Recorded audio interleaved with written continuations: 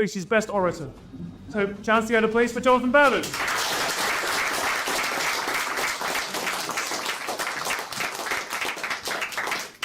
Well, thanks very much for those warm words of introduction.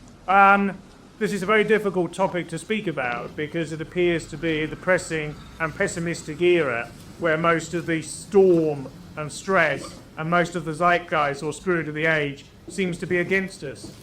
There's also a preponderance for people on the right, politically, to have metaphysically conservative views, which means they're often pessimistic, they're often loyal to Spencer's idea in the sort of 1920s and 1930s that optimism is a form of cowardice.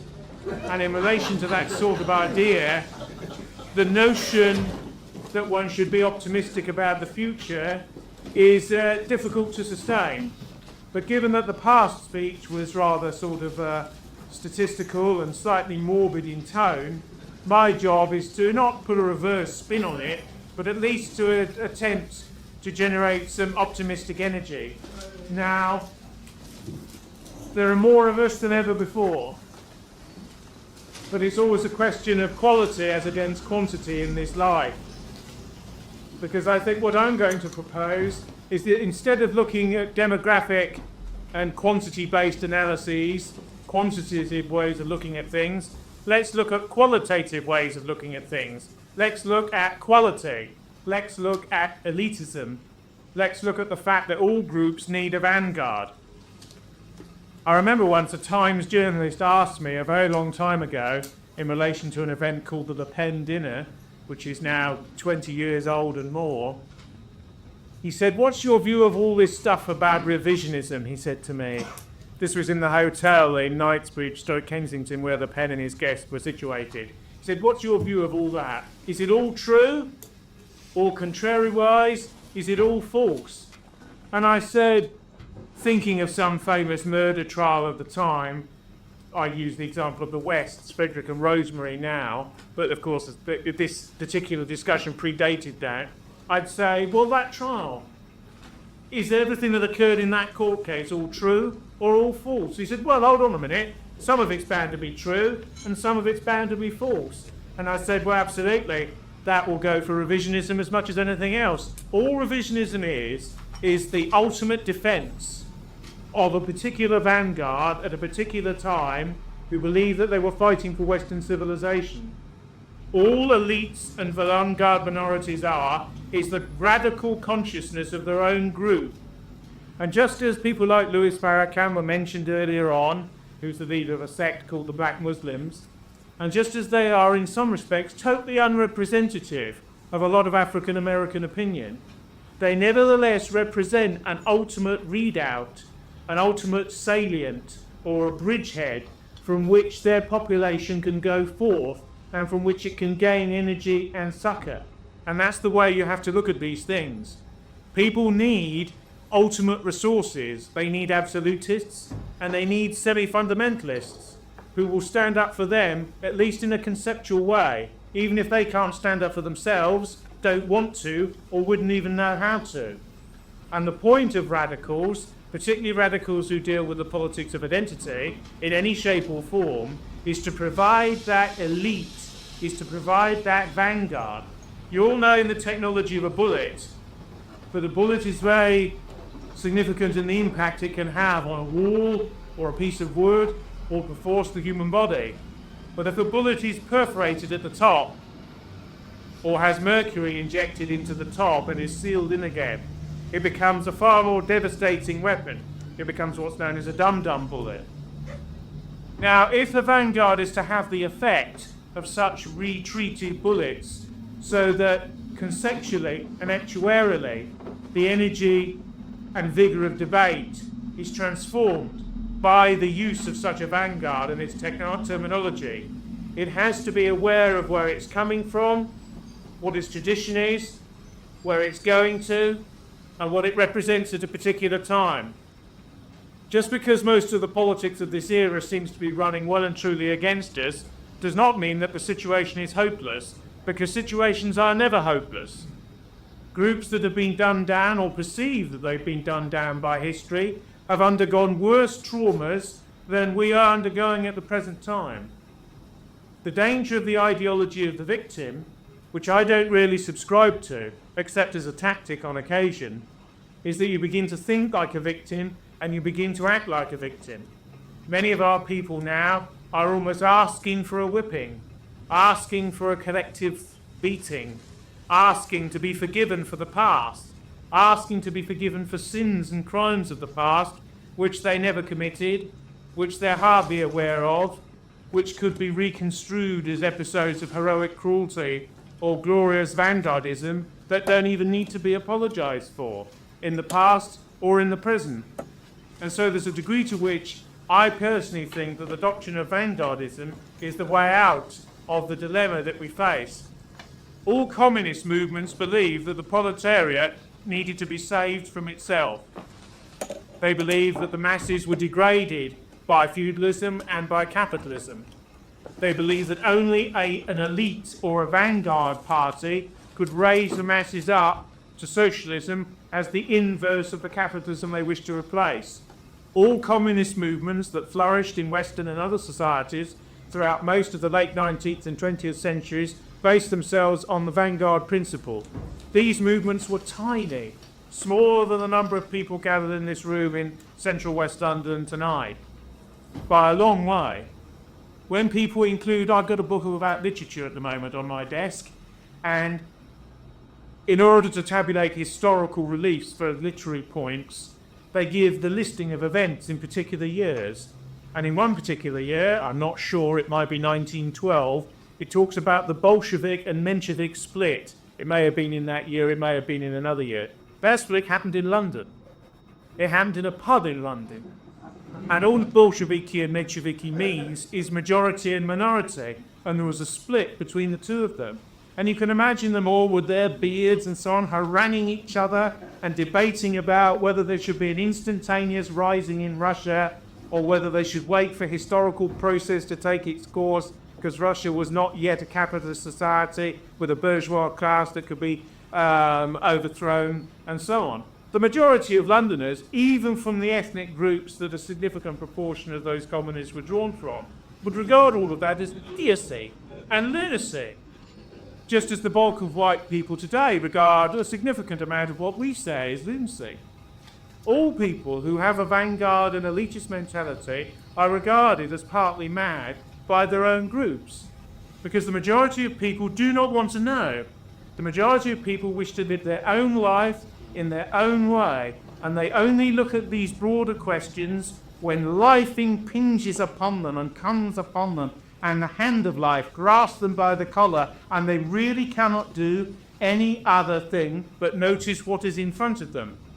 Many of the reasons our people do not seem to have a sense of solidarity amongst themselves in relation to the degree that some other groups could be said to have is because a significant number of them have never been kicked, have never felt what it is as a group to be disprivileged in a society. Unfortunately, in certain areas of British and continental life now, and North American life, that process for some, and certainly not at the top or at the middle of the society, is beginning. They're beginning to realise what it's like to be a minority, or what it's like to be culturally disprivileged, or what it's like to be dispossessed in a way. Now, that spirit will grow, but it will only feed into consciousness in a number of select minds, because the bulk of people are not drawn to be in a vanguard formulation. People will only listen to a vanguard when they are desperate. They will only listen to a vanguard when they think there is no other hope. They would love many of the problems of contemporary Britain, many which revolve around the processes of immigration, to be solved. But they would love to have nothing to do with it themselves, and they would love that somebody came forward magically without trouble and without fuss to deal with it on their behalf. They want no unpleasantness, and they want no nastiness, particularly in their own name, but at the same time, if somebody does things of any sort that could be ascribed to that, they would run away and hide initially, be privately pleased, condemn the people who did it, support the people who were against them, and yet at the same time have a secret smirk and smile on their face about the whole thing, and they would do all of that simultaneously. And that's what people are like, and that's what our own people are like up to a point, and that's the funk and the state of internal confusion and bemusement that our people are in. Because every time they turn on the box in the corner, it says everything is marvellous and is all for the best, and that there is no need to worry, and that we're all sleepwalking towards victory. I read 1984 again recently, so a good quarter of a century since I read that book. And it's a remarkably prescient work in every sense. Of course, it's a social democrat's criticism of Stalinist authoritarianism. But in actual fact, Orwell's idea that everyone polices their thoughts before they speak, they even police the idea of their thoughts before they speak, is very germane to the present hour.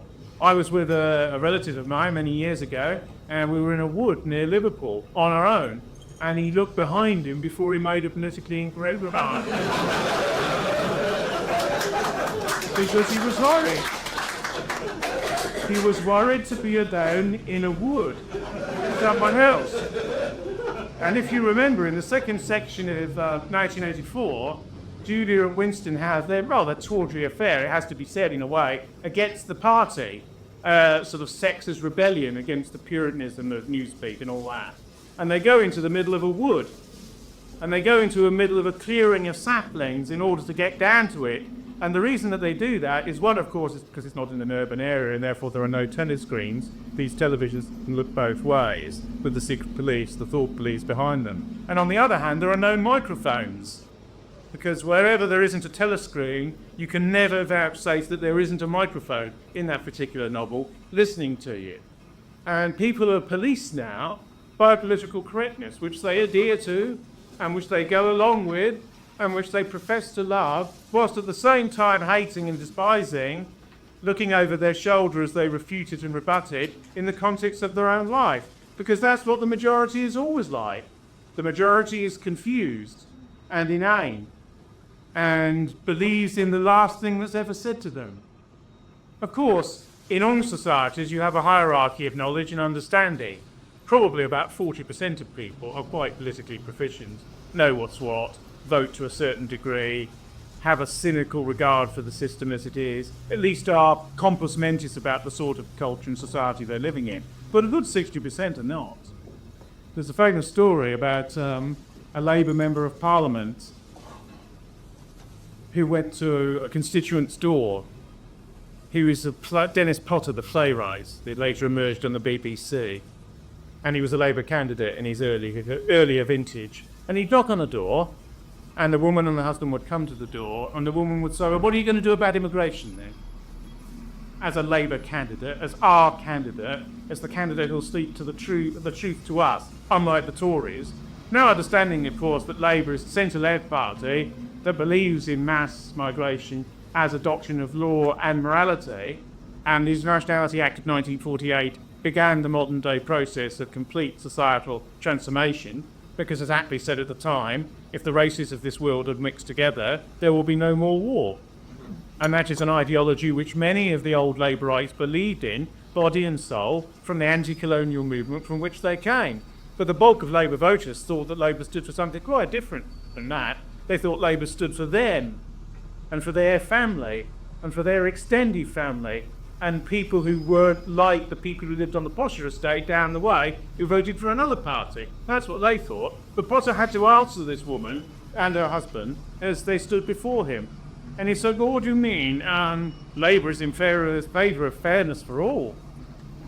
A politician's answer, of course, even on the doorstep. And she said, oh, but there's too many, and they're taking over the centre of town, and I don't feel safe anymore, and things have changed out of all recognition. And some of what that chap Enoch Powell says, I don't like him because he's a Tory, but at the same time, it's got some truth to it. And all the time, Potter was wanting to reply. He was wanting to reply that you're a bigot, I don't want your vote, I don't want it even if you were prepared to give it to me under other circumstances where you said you repudiated what you just said. And all the time, his agent was kicking him back of his heels. To say, come on, there's plenty of other doors, there's plenty more to do, Dennis, there's plenty to get the sort of the red ribbon vote out. Let's leave them to themselves. They'll probably vote Labour anyway, as indeed they will. And he kept kicking him and so on, and in the end Potter said, Labour's in fairness of all, But of course, we'll listen to your concerns, madam. We'll listen to your concerns. And as he was turning away from the agent said, and what'll it be then? To the husband, who'd obviously not really got a word in before. And the husband said, oh yeah, we'll vote Labour as normal, because you listen to what we say. And that is, and they're not alone, because there's millions like that, millions and millions like that. The politicians will sort it out. Politicians left to themselves will do something to make sure that things won't get as bad as they could be. The other thing you often hear about is death.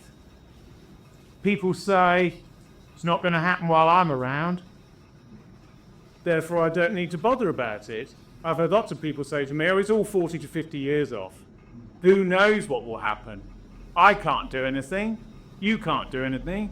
So what's the point? In any case, I'll be dead by then anyway, or gaga, or very elderly, and so on. You hear that again and again, because of course what you had in modern Western societies is the extreme powerlessness of the individual. The individual can, apart from it may be in consumption and expenditure of cash, the average individual feels totally cut off from the external society. It's what I call deep privatisation. Privatisation in the 1980s and the 1990s meant the disbursement of public utilities and was a sort of Thatcherite and neoliberal ideology. But privatisation has actually gone much deeper than that. It's the view that each is out for himself, and society hardly exists beyond the confines of one's own family, one's own extended family, and people that one happens to know. And people feel not just sort of deracinated, but depopularised and de-democratised, if there are such terms. And people are, in extraordinary sense, alone with the television, alone with the telescreen, which when they flick from channel to channel, tells them all the time that everything is perfect, and there are only nasty-minded people who will stir things up as vanguards and various forms of extremism. Extremism, of course, is something always to be rejected. But I think extremism is necessary. I think it's socially and mathematically necessary, because there has to be a logic to the logic of logic. There has to be something which takes the argument out to the furthest point on the circle. In maths, if you have a curve, you have a line that penetrates it at the furthest extent. And I believe that there has to be a logic that, in the realms of sanity and within the realms of what's possible, bisects the line at the most radical point. And that's what the people in this room are. That's what vanguard forms of identity amount to. They are the most radical manifestation of the implicit sense of becoming and belonging and identitarian man and womanhood of the ordinary people in one's own group. And you have to manifest that, and you have to represent it. And only by doing so can you have a certain effect, because you do have an effect by virtue of existing. There are many other groups on this planet who always ask a question when anything happens: is it good for us? Is it good for us, or is it bad for the others? But most people think, actually, is it good for us? Far more people, even of a more vanguard or elitist temperament, are prone to say, is it good for us, rather than is it bad for the others?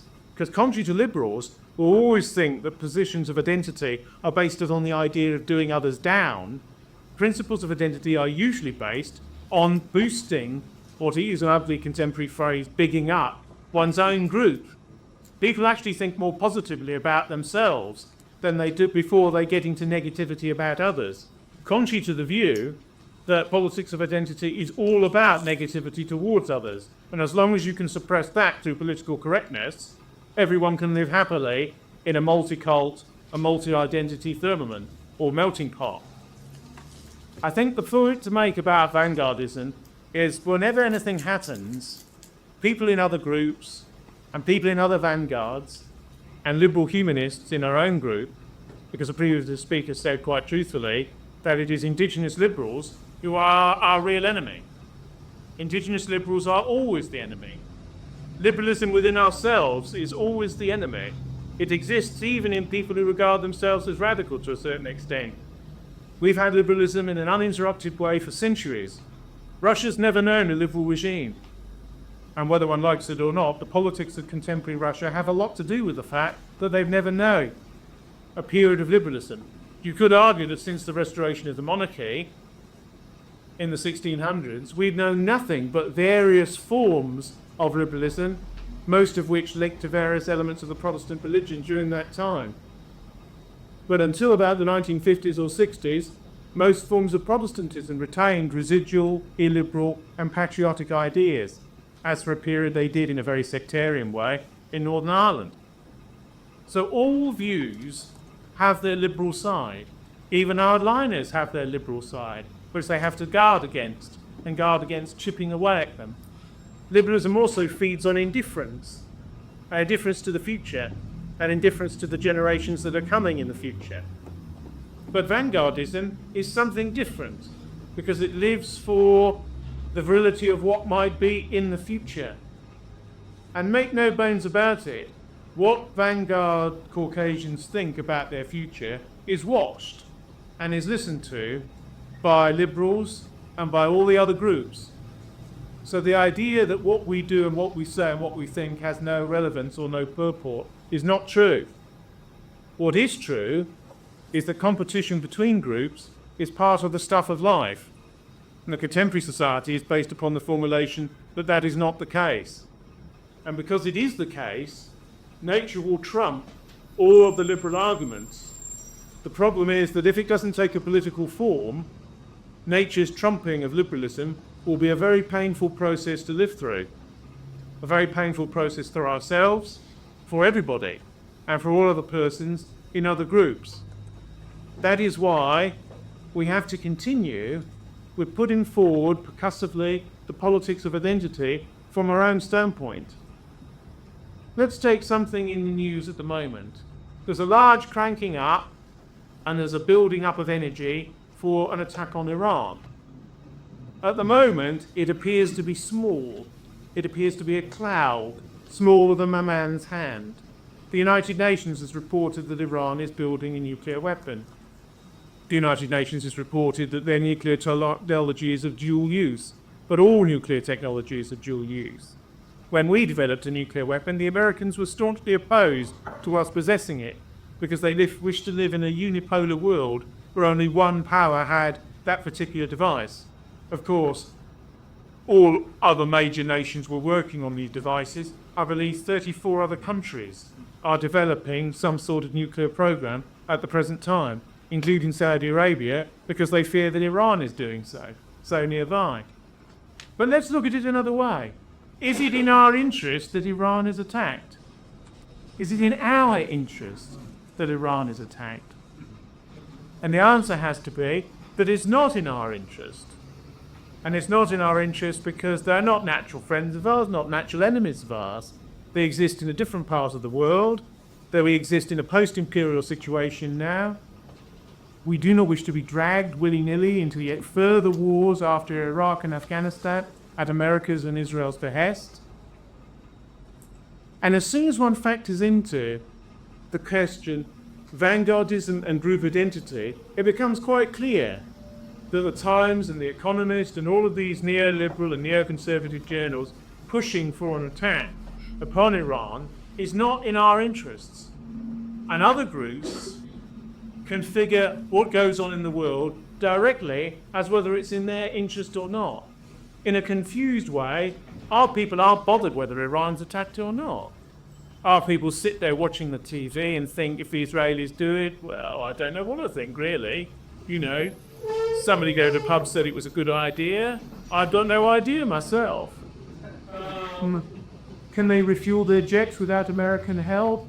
They'll need American help. If the Americans asked us to help, will that drag us into it? Most of our people would probably consider, is there a danger of a backwash of Islamist radicalism against us because we align against Muslim nations elsewhere on earth? Which is not a stupid thing to think, actually, and which is probably one of the more credible, middle-ranking opinions that people, as they sit in the front of the television, would come out with. But if our people began to think more in terms of an identitarian prospect, they would nevertheless come to the conclusion that it's not in our interest to attack Iran. And that's just one issue out of an enormous number that could be pre-configured. Is it in our interest to help bail out the euro? Is it in our interest to engage in yet more wars with the United States of America? Is it in our interest to have American bases on our own soil? Is it in our interest to endlessly have a culture of Marxian deconstruction on over all of our media in comparison to what pre-existed the relative social conservatism of the 1950s? If you slot in all of these ideas, which the masses of people are completely unconcerned about, and yet ask an identity-related question, you come up with the answer that it's not in our interest. Then you need to switch the questions around and ask, are there certain things which are in our interests rather than against our interests at a particular moment in time? Is it in our interest for a significant proportion of our media to be owned by foreigners? Probably not. Is it in our interest for a considerable part of our media to be owned by pornographers? Probably not. Is it in our interest for much of our banking and for much of our media to be totally international and to have no national specificity at all? Probably not. Is it in our interests that so many of our politicians are part of a jet-set, international and humanist class that sees Britain as a puddle to their own self and corporate advancement? No, it's not. As soon as you factor into all of these questions, Vanguard and elitist propositions on behalf of a group, you come up with an interconnected series of answers about what's in your interest and what's not. When Tony Blair went to war over Iraq, he said it was in our interests to hug America close. And he was part of an ideology called Hug Them Close. This is the idea that you never allow, particularly if you're a Social Democrat in the British context, on the right of the Labour Party, any blue water at all between what you and what American foreign policy wants at any particular time. Even if privately you don't agree with a lot of it, you still in against the light way go along with it. But is it in our interest to behave in that manner? When we tried to act independently in what may well have been a folly-laden enterprise, which was the Suez operation in 1956, America slapped us down, slapped us in the face, us round the chops. And we had no particular answer either. When a run on the pound was engineered by the United States in order to humiliate this country and show it the error of its ways in going for some unilateral action with the French and the Israelis, but not at the behest of American power as it manifested at that particular moment, we were shown what was what. And it's interesting to note that amongst the extraordinary memorialism which is part of contemporary culture, where obscure Olympics are remembered and Manchester United's victories in the 60s are remembered, and various other events are churned over by the media, Suez is never dwelt on. Suez is never mentioned.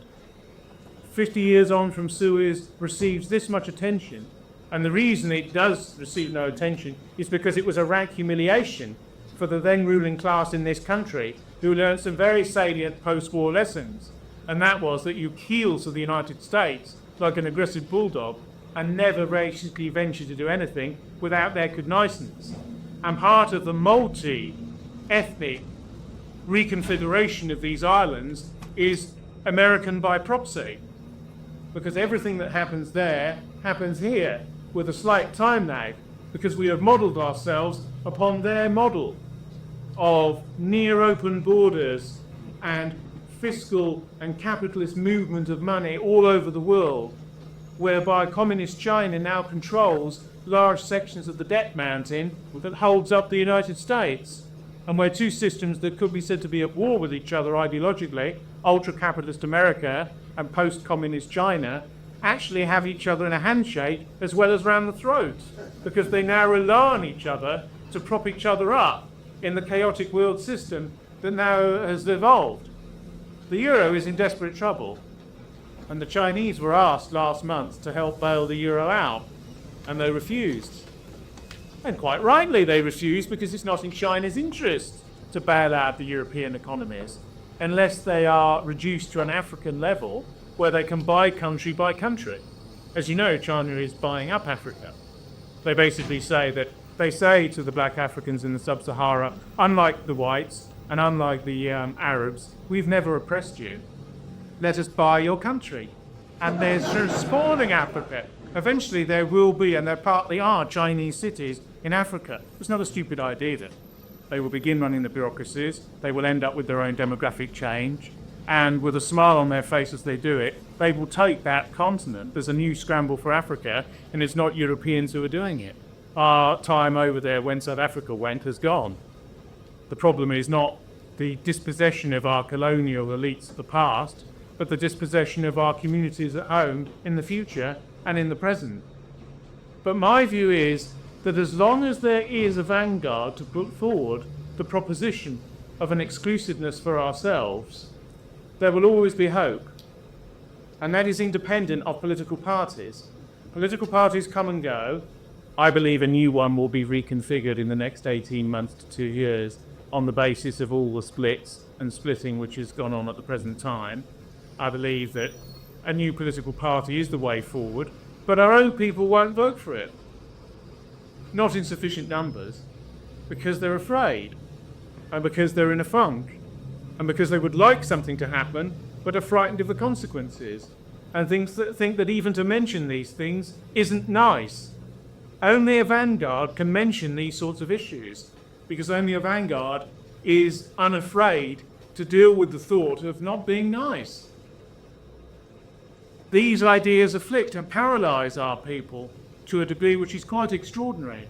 Probably, viewed systematically, more pressure has to be put for there to be more of a radical response. Such pressure is always possible. Economic collapse is always possible. New wars and disturbances are always possible. But one thing we may have to get used to is the idea that as a group and as an ethnicity, we exist in Europe and North America and Australasia and also all over the world. There are plenty of other groups who see themselves as transnational groups, who see their destiny all over the world. They see their destiny in vanguard terms. They see their destiny as having a core group within their own selves that can come back from anything, genetically and in other ways. Not only do they ask the question when it is asked of them, is it good for me or is it bad for me or my group, they also are prepared to cleave to their own group in times of trouble. Certain ethnicities have preserved themselves 67% genetically and more since the ancient world. And they've done so by a culture of coherence and identity which crosses national borders and which understands that if a group is to survive, it may need to adopt some radical measures which involve rolling with the blows. English and British people exist all over the world. We exist all over the world, all over Europe, all over North America, all over Australasia, in quite a few of the countries of Latin America, in most of the ex-colonies. English is the language of the world. It's the lingua franca of modernity or post-modernity. We have given the world a great lot, and this is just to refract our own identity through the national consciousness of one particular people who are actually a part of it. So I think the worst thing that can be uttered at this time is despair. Because there are more than enough of us to provide the vanguard which is necessary. The trick is to link the vanguard to the popular will, and to find a way to link the vanguard to the popular will. So far, organisationally, in the post-Second World War world, there has been a failure to link the vanguard to the popular will. And that has occurred in all the societies of Western and Central Europe, and has occurred even in the post-communist Eastern European societies, where it did appear that such a thing was on the cards immediately after communism collapsed.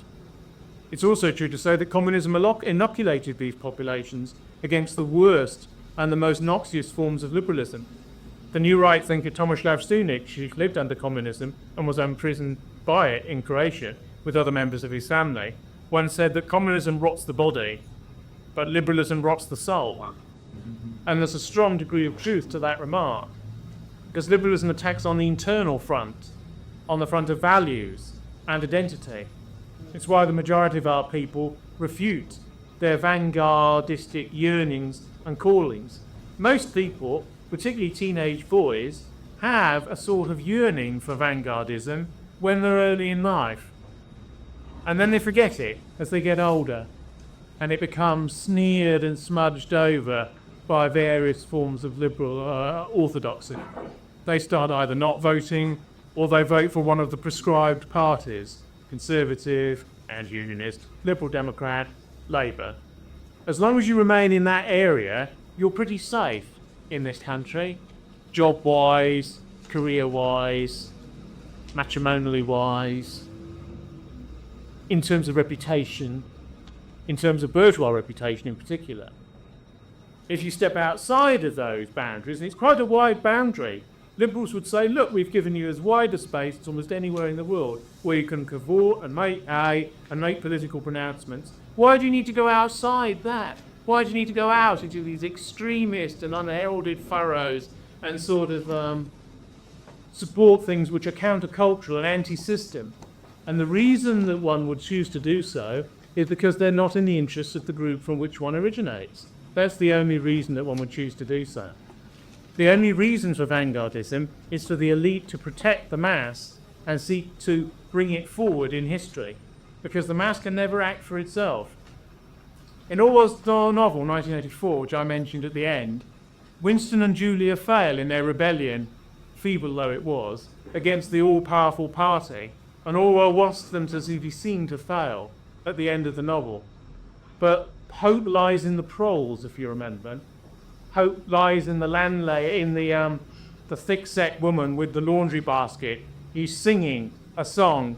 It was only a hopeless fancy. Do you remember that? It was only a hopeless fancy. As she puts the diapers on the line, she's singing It Was Only a Hopeless Fancy, which is a prole feed song given to them by the Ministry of Propaganda in that particular society. My view is that the future always lies with the elite, not with the mass. The future lies with those that will mould the mass and that will prepare for its energisation when a moment comes. That's why my message is one not of despair, but of hope for the future. Because as long as indigenous, nationally conscious, ethnically aware, racially aware, inegalitarian, elitist, and other values and views are put forth in a coherent way, in a sane way, and in an educated way, because that's what people expect views to be put forward in such a way. As long as that happens, there is always hope for the future, because people will align in extremis with their own defence mechanism, and they will align with the people who have put forward the defensive barrister's case, which can become offensive as well as defensive in a particular political and social moment.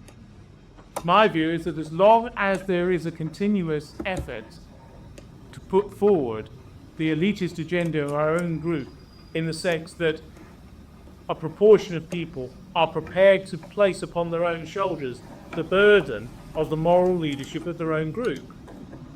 That's what the black Muslims do. What the black Muslims in the United States do is they put themselves forward in the most radical way possible. The bulk of American blacks has no interest in Islam at all, and are Christian, and often deeply so, and will only vote for Christian politicians. Yet their most radical vanguard group has adopted Islam, and they've done so because in their own way of looking at things, they consider it to be a less white, a less Western formulation, which is more in keeping with their own sense of their own self, their own strength, their own determinacy. The similar phenomenon can be found upon so-called white extremists, where many evince pagan and other views, because they basically want a viewpoint which, from their point of view, is totally cardinal, and it relates to themselves as to no one else. But that's fine, because all those views do is they sustain the strength of the vanguard. That's why people adopt radical metaphysical views, about which many people in this room would argue amongst themselves. But that's not the point. They're the fuel. They're the food. They're the element that keeps people staunch, because it's difficult amongst the withering condescension of a liberal society to maintain elitist identity politics. It's not straightforward. It's not easy. And therefore you need to draw upon certain strengths which are theoretical and which are metaphysical and which are emotional as much as anything else, because one's tie to one's own group has an emotional core, just as one's tied to one's own regiment, if one's a soldier, has an emotional core. That emotional core is extremely important. The theories are there for the upper part of consciousness and the upper part of the mind. They're also to keep people supple, and to keep people clever, and to keep people alert. Because if there is such a crisis that our people feel they cannot survive, they will turn to not us, but to people like us. They always have, and they always will. The crisis in our own hearts and minds is the addiction of our people to liberal answers whilst they remain in zones of economic comfort. That is the problem. Now, of course, there's all sorts of our people who are not in zones of economic comfort at all.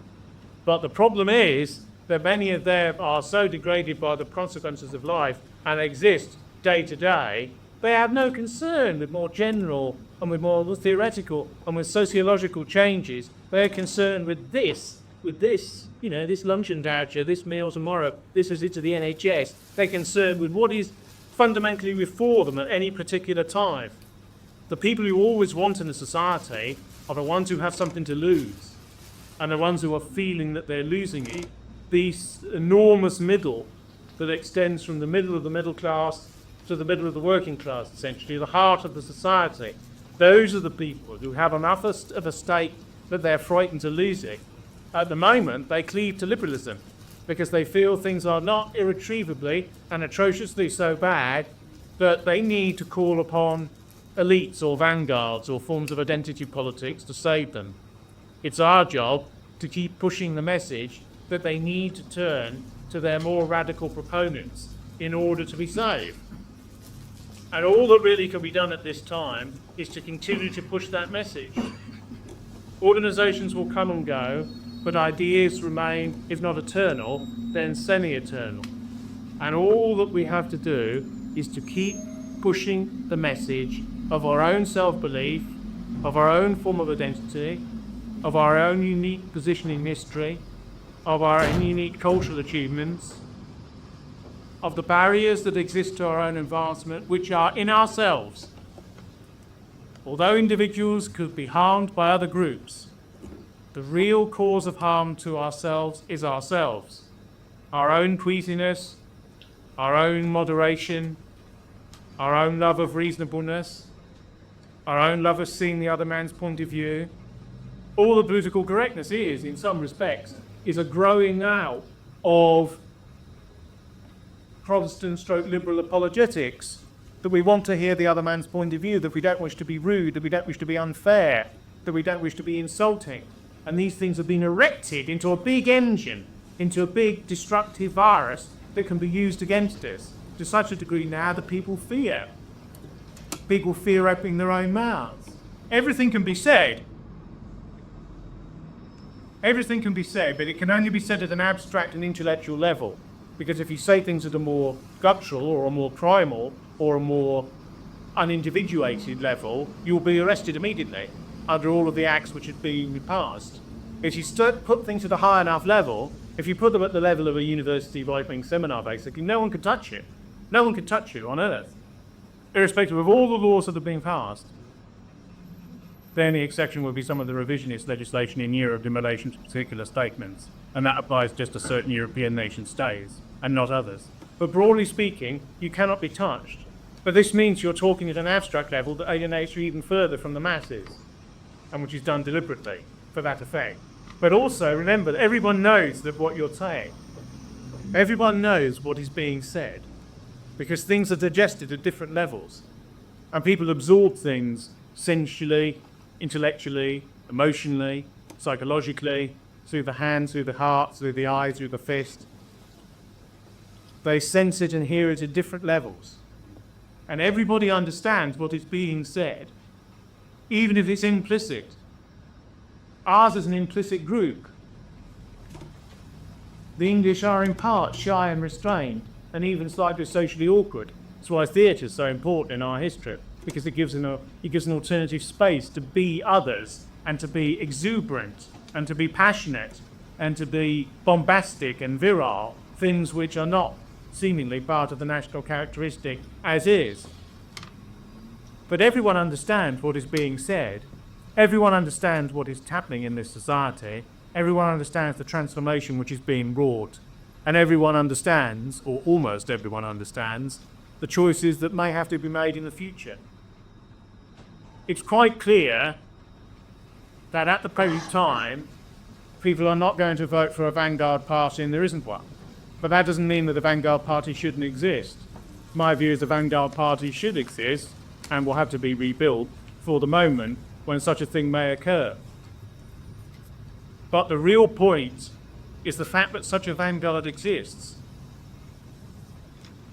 Menachem Begin once said that all he needed was 200 men.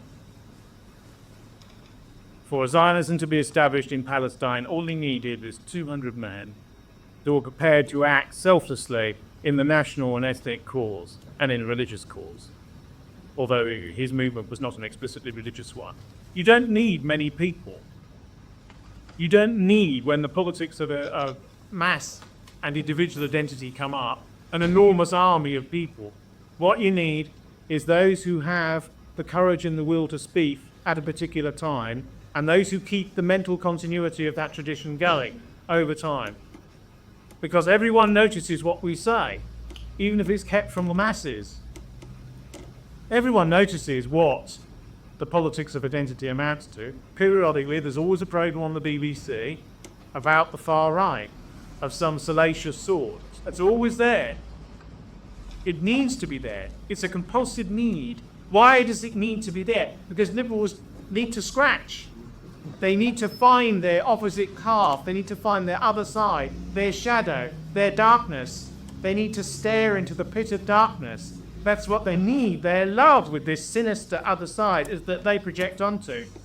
In Freudian psychoanalysis, there's the idea of projection. Now, let's not get into whether that's a true theory or not, but it's an interesting idea that people who don't like something about themselves project their own nastiness and their own fear and fervour onto others. And that's in some ways what liberals do with people who have, let's call it, nationalistic opinions in Western societies. They're a product of a sort of secular demonisation, aren't they, really? Because the elite that speaks for its own group is treated as the secular equivalent of Satanism, virtually. Certainly by many forms of popular media. I mean, that's not an untruthful or particularly biased statement. I think it's just a factual one. Certainly at the level of propaganda is a factual one. At the level of academic reporting, it's not. And a more realistic view is taken. But at the level of tabloid media and general media, the demonisation is very strong. And the demonisation has worked.